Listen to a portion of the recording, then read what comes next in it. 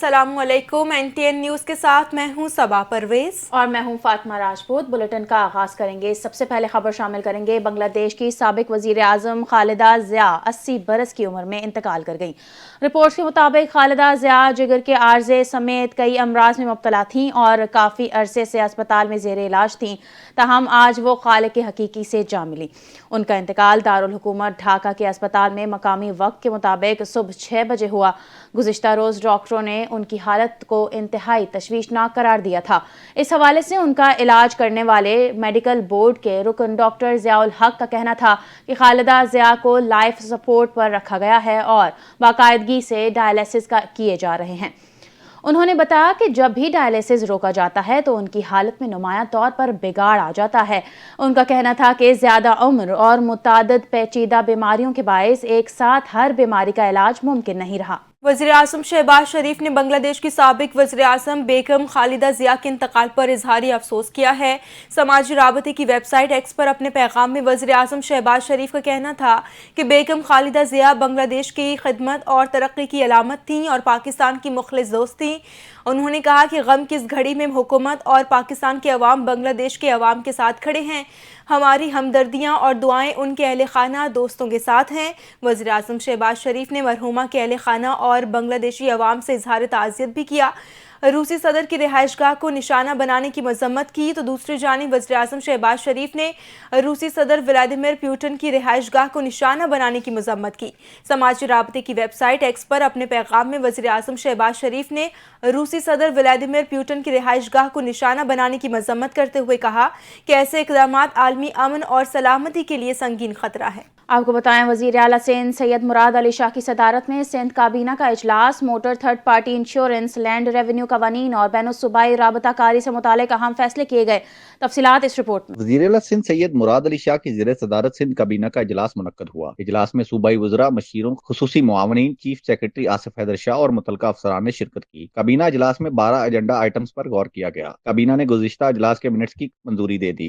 काबीना को motor third party insurance पर ब्रीफिंग दी गई। वज़ीर आला सिंध की हिदायत पर इंश्योरेंस एसोसिएशन ऑफ पाकिस्तान से मुशावरत मुकम्मल कर ली गई। काबीना ने फैसला किया कि मोटर व्हीकल ऑर्डिनेंस में तरमीम करके थर्ड पार्टी मोटर इंश्योरेंस नए साल से नाफिज की जाएगी। थर्ड पार्टी मोटर इंश्योरेंस पर सेल्स टैक्स 15% से कम करके 5% करने की मंजूरी दे दी गई। हादसात की सूरत में मुतासरा अफरीक को कानूनी तौर पर मुआवजा हासिल करने का हक दिया जाएगा। वज़ीर सिंध का कहना था कि ज्यादातर हादसात में मुतासरा अफराद को मुआवजा नहीं मिलता। हुकूमत ऐसे इकदाम कर रही है जिससे मुतासरा अफरीक को फौरी रिलीफ मिल सके। वज़ीर सिंध ने इंश्योरेंस क्लेम्स के लिए 24 घंटे हेल्पलाइन कायम करने की भी हिदायत जारी कर दी है। काबीना ने मोटर व्हीकल एक्ट की शिक 19 और 20 में तरमीम की मंजूरी देकर बिल सिंध असेंबली भिजवा दिया। सिंध काबीना ने इंटर प्रोविंशियल कोऑर्डिनेशन डिपार्टमेंट के कायदे ज़वाबित में तरमीम और Sindh government rules of business 1986 को अपडेट करने की भी मंजूरी दे दी। काबीना ने वज़ीर आज़म की हिदायत पर कराची और टंडू मोहम्मद खान में दानिश स्कूल कायम करने की जमीन अलॉट कर दी। काबीना ने सिंध लैंड रेवेन्यू एक्ट में तरमीमी बिल 2025 की मंजूरी दे दी। सक्खर IBA यूनिवर्सिटी को मंसूबे का सर्विस प्रोवाइडर मुकर्रर किया गया। काबीना ने बोर्ड ऑफ रेवेन्यू सिंध और IBA सक्खर की कार्रवाई को सराहा। सिंध काबीना ने सूबे भर में इस्लाहात तेज करने की हिदायत देते हुए तमाम तजावीज़ की हतमी मंजूरी दे दी।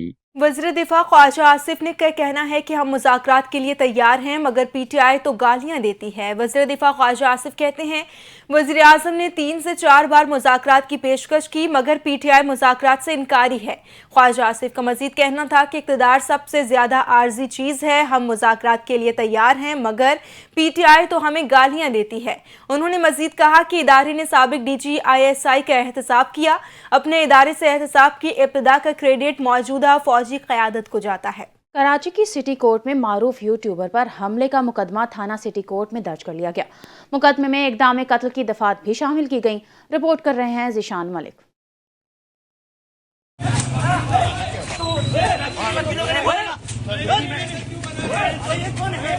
अबूरी जमानत की पेशी के बाद 40 से ज्यादा वकला ने यूट्यूबर रजब भट्ट को घेर कर मारा पीटा, जिससे वो और इनके दोस्त नदीम नानीवाला जख्मी हो गए।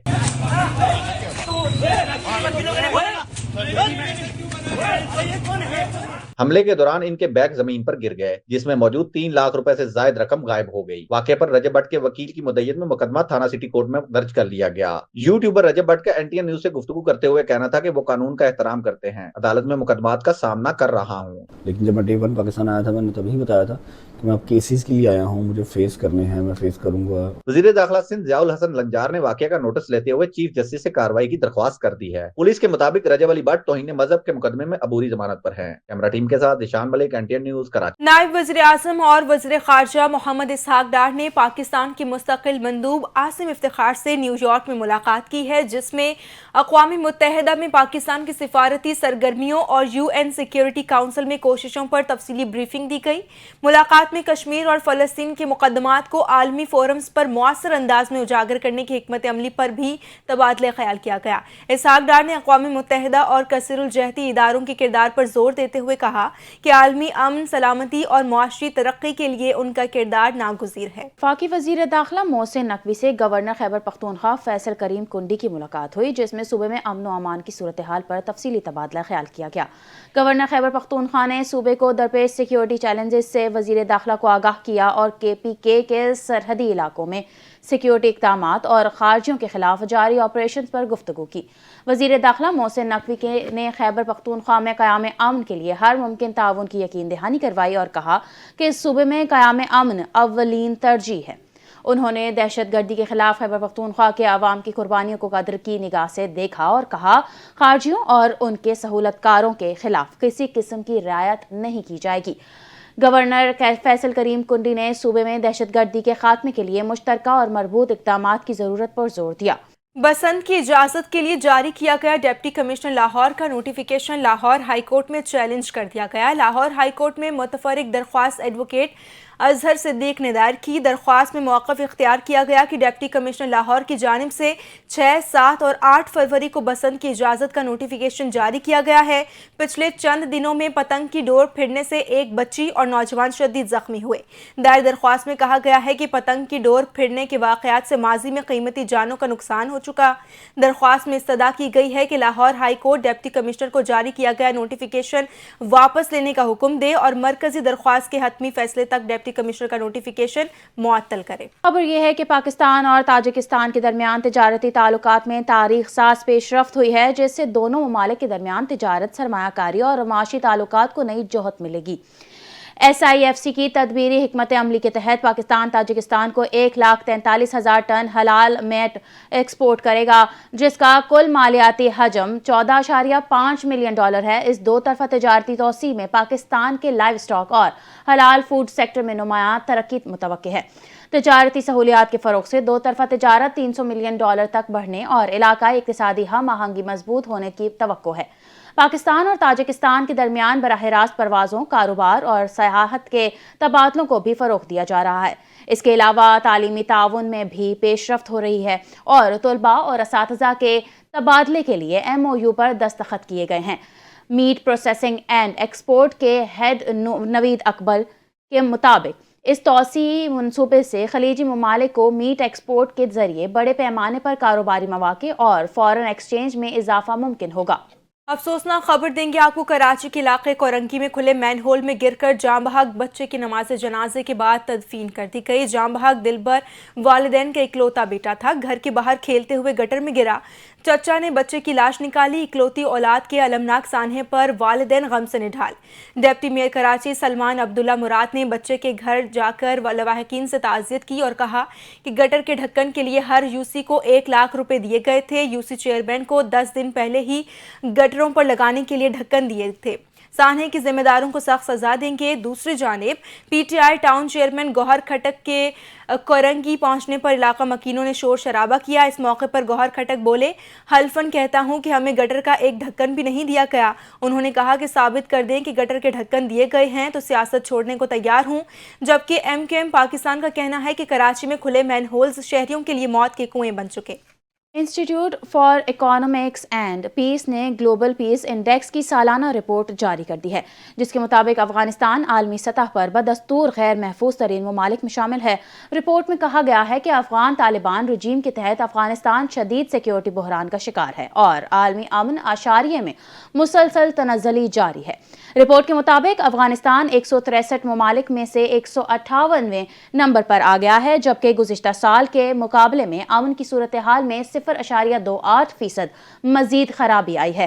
IEP نے واضح کیا ہے کہ افغانستان جنوبی ایشیا کا سب سے ناکام اور غیر محفوظ ملک بن چکا ہے، جہاں تشدد، ہتھیاروں کی بھرمار، کمزور حکمرانی اور دہشت گرد گروہوں کی موجودگی نے سلامتی کو شدید خطرات سے دوچار کر رکھا ہے۔ رپورٹ میں افغانستان میں موجود دہشت گرد گروہوں کو علاقائی سلامتی بالخصوص پاکستان کے لیے بڑا خطرہ قرار دیا گیا ہے۔ دوسری جانب امریکی صدر فلوریڈا میں نیتن یاہو سے ملاقات سے بعد صحافیوں سے گفتگو کرتے ہوئے کہا کہ ایران پھر جوہری تنصیبات تعمیر کرنے کی کوشش کر رہا ہے۔ ایران نے جوہری تعمیرات جاری رکھیں تو ان پر فوری حملوں کی حمایت کریں گے۔ صدر ٹرمپ کا کہنا تھا کہ اگر ایران جوہری پروگرام دوبارہ تعمیر کرے تو ہمیں انہیں گرانا ہوگا، لیکن ہم نہیں چاہتے کہ B-2 بمبارڈ بھیج کر اپنا ایندھن ضائع کریں۔ ایران کو معاہدہ کر لینا چاہیے۔ امریکی صدر نے نیتن یاہو کے ہمراہ گفتگو کرتے ہوئے اسرائیل کا ساتھ آخر تک جاری رکھنے کا اعلان کر دیا۔ ان کا کہنا تھا کہ اسرائیل ایک اہم عنصر ہے، اسرائیل کی سپورٹ جاری رکھیں گے۔ صدر ٹرمپ کا کہنا تھا کہ حماس نے غیر مسلح ہونے سے انکار کیا تو اسے قیمت چکانا ہوگی۔ غزہ سے اسرائیلی انخلا الگ معاملہ ہے، اس پر ہم بات کریں گے۔ مقبوضہ مغربی کنارے سے متعلق طویل بات چیت ہوئی ہے۔ مغربی کنارے کے معاملے پر اسرائیل اور ترکی میں تصادم کا خطرہ ہے۔ امریکی صدر نے کہا کہ غزہ منصوبے کا دوسرا مرحلہ جلد شروع ہونے کی امید ہے۔ غزہ کی تعمیر نو جلد شروع ہو جائے گی۔ صدر ڈونلڈ ٹرمپ نے ایک سوال کا جواب دیتے ہوئے کہا کہ روسی صدر پیوٹن کی رہائش گاہ پر یوکرینی حملے کا سن کر بہت برا لگا۔ یوکرینی حملے کا سن کر مجھے بہت غصہ آیا۔ یوکرین امن کے لیے ابھی کچھ پیچیدہ مسائل ہیں۔ آپ کو بتائیں، پاکستان نے اسرائیل کے صومالی لینڈ کو تسلیم کرنے کے اعلان کو مسترد کرتے ہوئے فلسطینی عوام کی کسی بھی بے دخلی کی کوشش کو ناقابل قبول قرار دے دیا۔ صومالی لینڈ کو ملک تسلیم کرنے کے اسرائیلی اقدام پر اقوام متحدہ کی سلامتی کونسل کا ہنگامی اجلاس ہوا۔ پاکستانی نائب مندوب عثمان جدون نے سلامتی کونسل سے خطاب کرتے ہوئے صومالی لینڈ کو تسلیم کرنے کا اسرائیلی اعلان مسترد کر دیا۔ پاکستانی نائب مندوب عثمان جدود نے سلامتی کونسل کو آگاہ کیا کہ اسرائیل غزہ سے فلسطینیوں کو دربدر کر کے صومالی لینڈ بھیجنا چاہتا ہے۔ عثمان جدون کا کہنا تھا پاکستان فلسطینی عوام کی بے دخلی کی کسی بھی کوشش کو مسترد کرتا ہے۔ انہوں نے عالمی برادری سے مطالبہ کیا کہ فلسطین کا معاملہ اقوام متحدہ کی قرارداد کے مطابق 2 ریاستی حل کے ذریعے حل کروایا جا سکے۔ انہوں نے سلامتی کونسل کو بتایا کہ صومالی حکومت ملکی استحکام کے اقدامات کر رہی ہے، لیکن اسرائیلی رویہ غیر ذمہ دارانہ اور خطے میں عدم استحکام پیدا کرنے کی کوشش ہے۔ فلسطینی مزاحمتی تنظیم حماس نے اپنے عسکری ونگ القسام بریگیڈ کے ترجمان ابو عبیدہ کی شہادت کی تصدیق کر دی۔ القسام بریگیڈز کے نئے ترجمان نے آج جاری کیے گئے اپنے ویڈیو بیان میں ابو عبیدہ سمیت القسام بریگیڈز کے دیگر کمانڈروں کی شہادت کی تصدیق کی ہے۔ ترجمان نے اسرائیلی حملوں میں القسام کے قائدین محمد السوار، رائد سعد، محمد شبانہ، حکم العیسیٰ کی شہادت کی بھی تصدیق کی۔ ترجمان نے اپنے بیان میں ابو عبیدہ کو ان کے اصل نام حذیفہ الکہلوت کے نام سے متعارف کروایا، جبکہ یحییٰ السوار کے بھائی محمد السوار کے بارے میں تصدیق کی کہ وہ القسام بریگیڈ کے شہید سربراہ محمد الزیف کے بعد القسام بریگیڈ کے سربراہ تھے۔ حذیفہ الکہلوت القسام کے میڈیا ونگ الاعلام العسکری کے سربراہ تھے۔ 50واں chief of the army staff polo اور tent pegging championship 2025 Lahore کے جناح پولو فیلڈز میں شاندار اختتامی تقریب کے ساتھ اختتام پذیر ہوا۔ Field marshal Syed Asim Munir, NIM HJ chief of the army staff اور CDF نے تقریب میں مہمان خصوصی کی حیثیت سے شرکت کی۔ تقریب میں وزیر داخلہ، چیف سیکریٹری پنجاب اور بڑی تعداد میں شائقین بھی موجود تھے۔ مہمان خصوصی کا استقبال کور کمانڈر لاہور اور پاکستان پولو فیڈریشن کے چیئرمین نے کیا۔ چیمپئن شپ میں 8 ٹیموں نے حصہ لیا، جس میں پاکستان آرمی کی کھیلوں میں مہارت، نظم و ضبط اور اعلیٰ کارکردگی کی روایت عیاں ہوئی۔ پشاور کور نے چیمپئن کا تاج جیتا، جبکہ گجرانوالہ کور رنر اپ رہا۔ اختتامی تقریب میں فیلڈ مارشل سید عاصم منیر نے فاتح ٹیموں اور تمام شریک کھلاڑیوں میں انعامات تقسیم کیے۔ انتہا پسند ہندوتوا جماعت شیو سینا نے بنگلہ دیشی کرکٹرز کی انڈین پریمیئر لیگ میچوں میں شرکت کی مخالفت کر دی۔ کھیل کے میدان میں بھی مودی کی جارحیت اور نفرت انگیز رویہ برقرار ہے۔ سیاسی، دفاعی اور عالمی سفارتکاری کے محاذ پر پسپائی کا شکار بھارت نے ایک بار پھر کھیل کو سیاست کی نظر کر دیا۔ پاکستان کرکٹ کے بعد اب بنگلہ دیش کرکٹ بھی بھارتی انتہا پسند ہندوؤں کے تعصب کی بھینٹ چڑھ گئی۔ हरियाणा में शेव सिंध के सरबराह नीरज सेठी ने बांग्लादेशी खिलाड़ियों को भारत में मैचेस खेलने की इजाज़त ना देने का ऐलान कर दिया है। नीरज सेठी के मुताबिक शिवसेना ने फैसला किया है कि बांग्लादेशी खिलाड़ी भारत में आईपीएल मैच नहीं खेलेंगे। भारत की मुखालिफ जारी रखने पर नीरज सेठी ने बांग्लादेश को मजीद मैचेस की पाबंदी की धमकी भी दी है। शिवसेना की मुखालिफत ने आलमी सतह पर भारत की खेल में सियासत की घिनौने इम्तजाज की तस्वीर वाज़ेह कर दी। तेजी से पस्ती का शिकार होती हुई आईपीएल को हिंदुत्व की नज़र करके मोदी ने जेंटलमैन गेम की साख मजीद बर्बाद कर दी। खेल के मैदान में नफरत अंगेज सियासत की तशहीर भारत का इंतहा पसंद मकरू चेहरा दुनिया के सामने आश्कार कर दिया।